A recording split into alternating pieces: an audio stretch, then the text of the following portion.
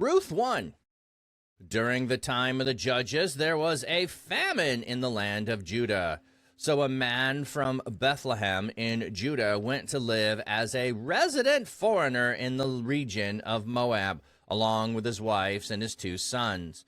Now the man's name was Elimelek, his wife's name was Naomi, and his 2 sons were Mahlon and Kilion. They were of the clan of Ephrath, from Bethlehem in Judah. They entered the region of Moab and settled there. Sometime later, Naomi's husband, Elimelek, died. So she and her 2 sons were left alone. Both her sons married Moabite women, one of them named Orpah, the other Ruth. And they continued to live there about 10 years.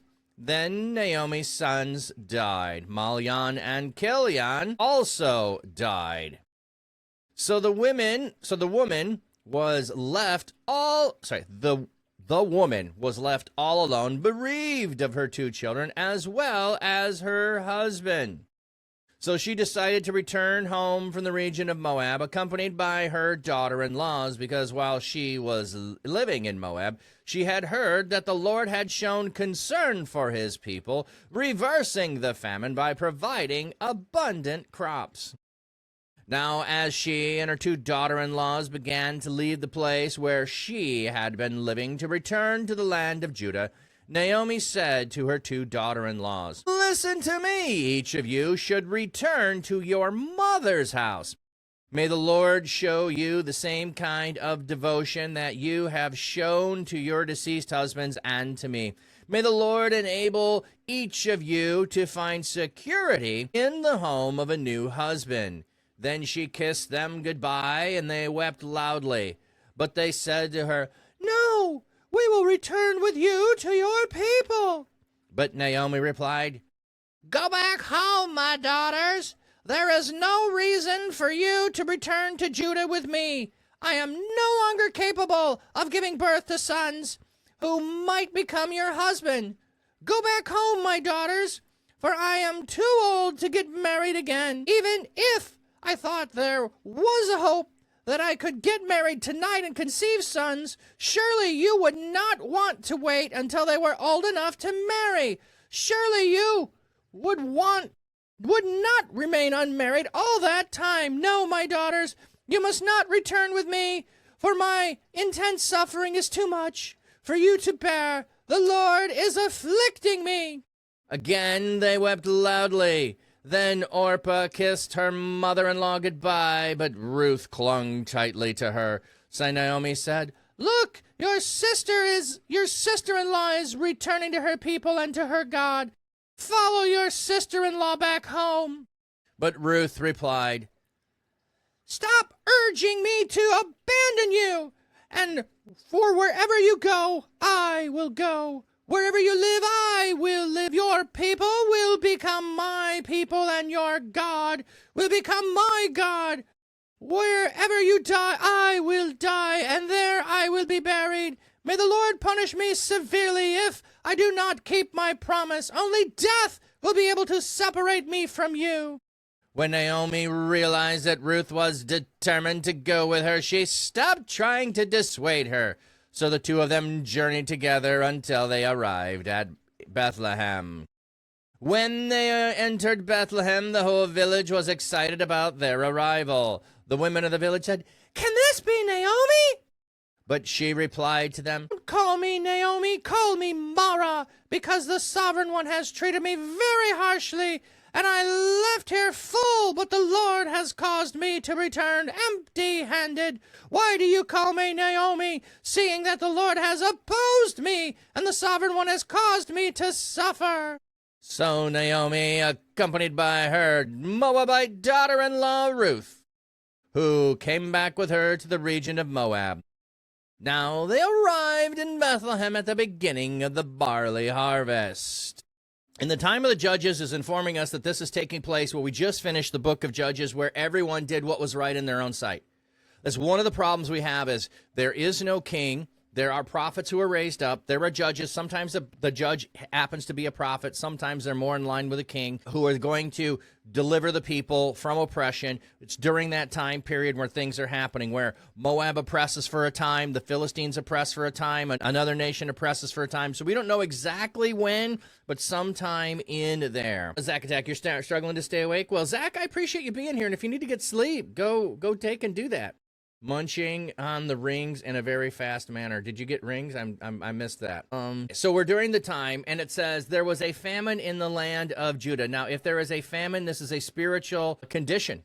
We're not just supposed to think, oh, no food. No. As we go through the Old Testament, whenever there is a famine, we are supposed to know that there is something spiritually wrong with the people. We already have it said in the time of the judges. Now we have a famine. We are supposed to be fully clued in. There is something spiritually wrong going on in the people, in the land, and the famine is there. Now, what's more, the word for famine is literally no bread.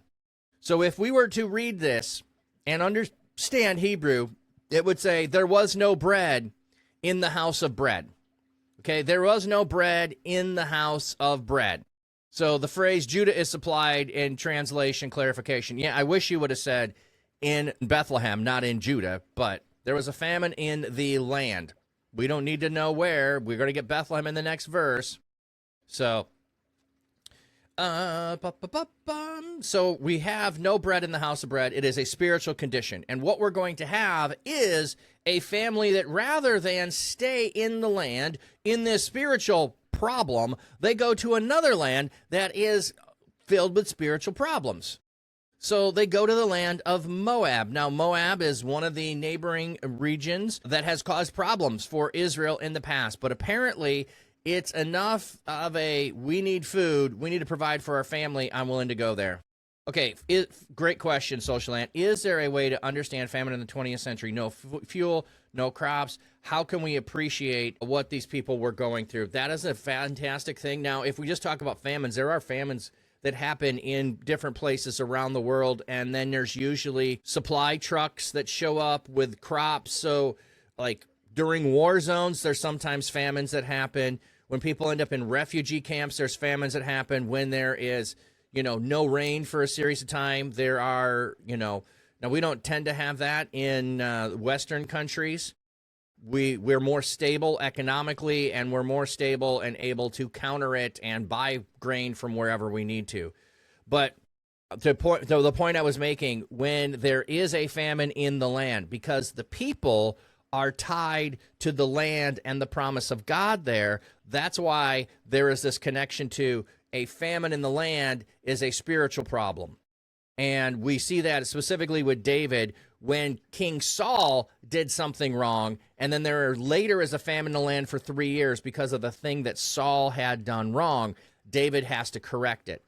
Oh, that piece is not true on the same level for us today. So if I'm in whatever country around the world I am in, residing, and a famine breaks out in my country, that is not automatically today the same thing as a spiritual condition that needs to be fixed within my country.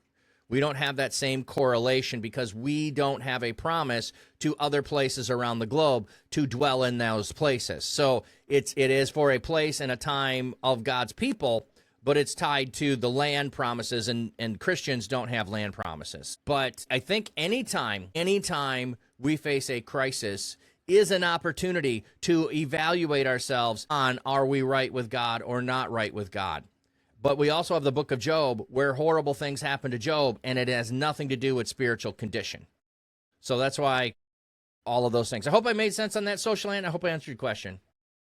How can you appreciate, what other people went through in modern times? I don't know that we can. Like I said, I know that there are people around me that have food insecurity, but frankly, I've never had food insecurity in my life. I mean, my family, it was always a priority. We always had food. We always had a garden. We always had other means to do things. So I've not lived in those conditions. The closest would be to do a fast and, maybe while you're fasting, go work at a food pantry or something like that. So I think the literal loss of the internet or just power. Yeah, power would be a good example of a condition that we were not accustomed to. Yeah, so We could not cold meat to buy. Yeah. Well, I think the loss of power, and I've gone without power for a week, and it's kind of crippling to go through that. Yeah, you understand how bad it does get when we get end of days, I guess.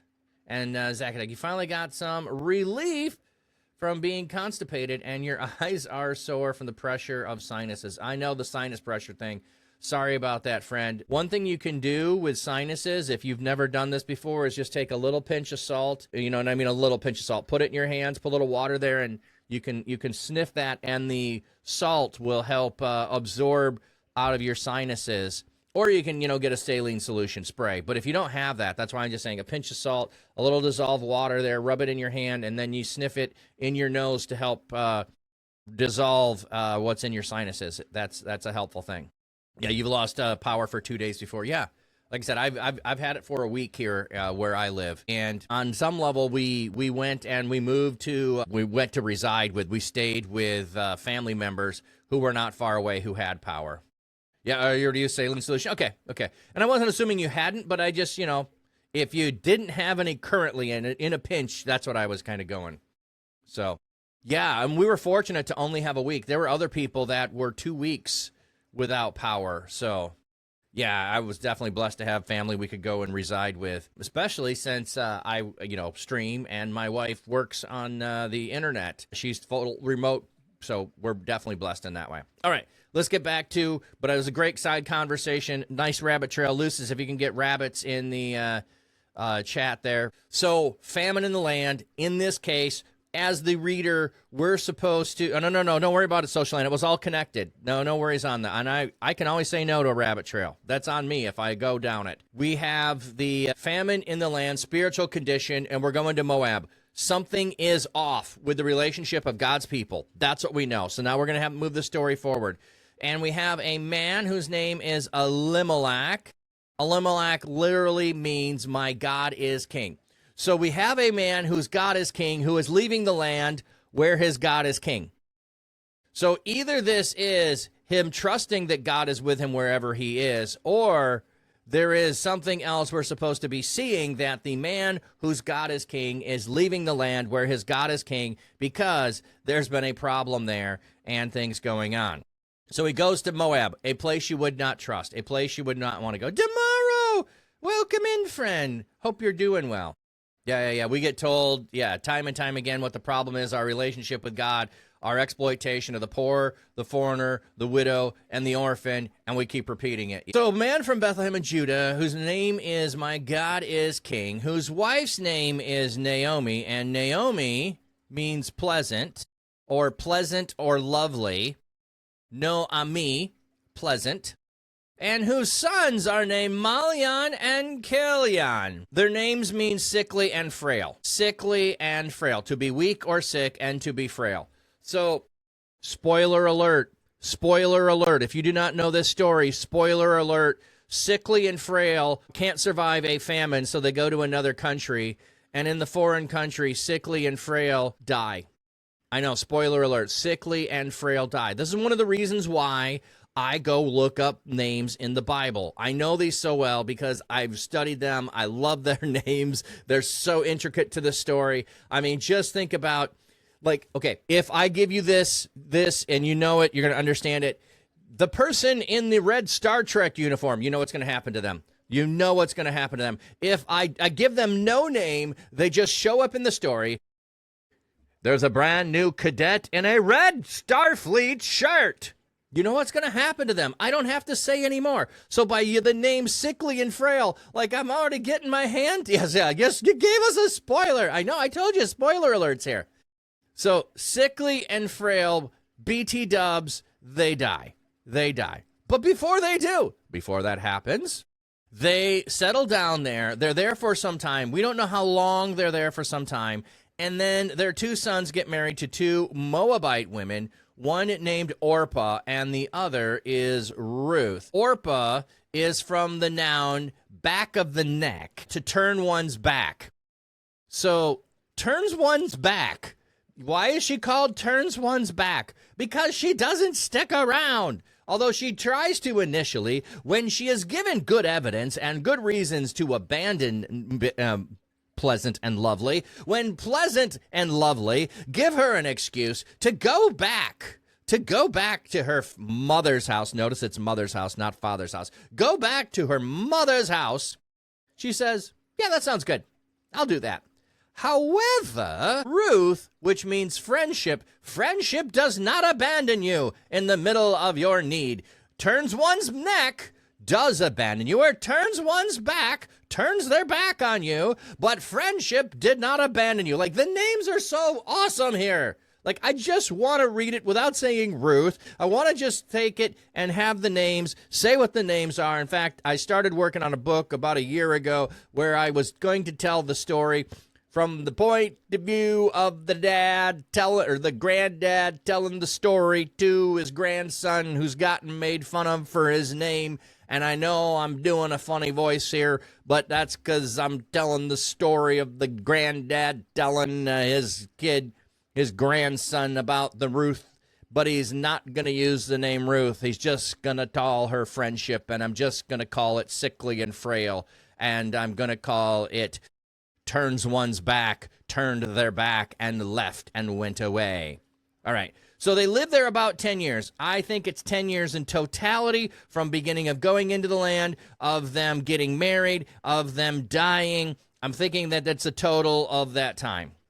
Rise on the longest power outage you can remember. The planes out for 3 days, January, February. Well, if you've gone in through some natural disaster, sometimes you might be the one who's out for weeks. I know several people who have had that, even worse, and yeah, they could not stay where they were living, either house damage. But let me see what else is going on that I wanted to highlight here. So now word gets back to Moab that the famine is over, that God has shown concern for his people. So the cry of the oppressed has gone up before God. God has visited, he has observed, he has taken note of, and the famine has subsided. So don't know if it's a matter of people got their condition right with God or the famine went on for a significant time. I mean, they're in the land for 10 years. Okay, that's a long time for a famine to be going on. Now they hear that the famine is over. She's going to return. Now, she and her two daughter-in-laws begin to leave the place where they're living. So she starts the journey.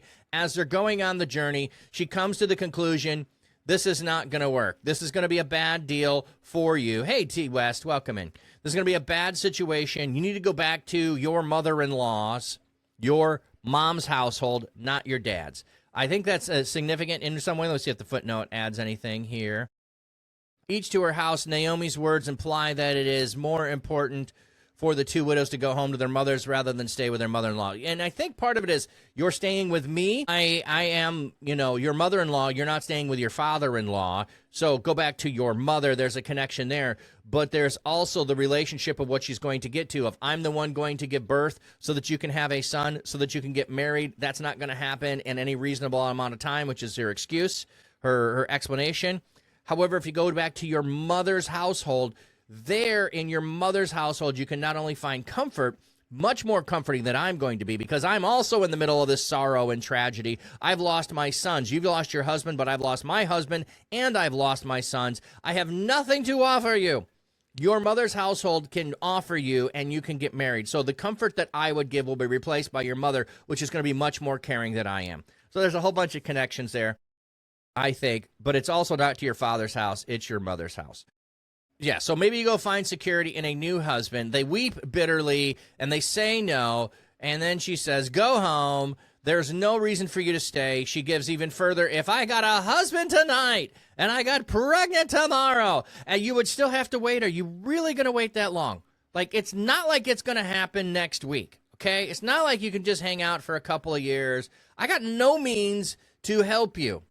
So the God has afflicted me. Why would you remain with me in this condition? So they all weep, and turns one's back, kisses her mother-in-law, and says, bye-bye now, bye-bye now, bye-bye. But friendship clung tightly to her. So Pleasant said, look, your sister-in-law is returning to her and to her God. So notice what she now goes. She one-ups it. Not only is she returning to her people, she's returning to her God. My God has acted bitterly against me. Do you want to be around my God who has done this to me, who has taken everything from me? And She responds with a magnificent, speech, heartfelt. Stop urging me to abandon you. Like, can there be a better thing? Like, I'm not going anywhere. Wherever you go, I will go. Wherever you live, I will live. Your people will be my people, and your God will be my God. Okay, you want me to go back to my God? I'm sticking this out because your God is my God. I did not marry into this family to abandon it. I am fully joined to this family and to this people and to the God of these people. I mean, it cannot get deeper than that. Where you die, I will die, and where there I will be buried. I'm going to go all the way to the grave with you. May the Lord punish me severely if I do not keep my promise. Only death will be able to separate me from you. Like, this is as deep as it goes. Now, I love this. I love this piece. It is a beautiful expression of what deep and true friendship is. However, here's what I have an issue with. There are so many people I know that take the passages out of Ruth and they go apply them in a wedding. This is not romantic love.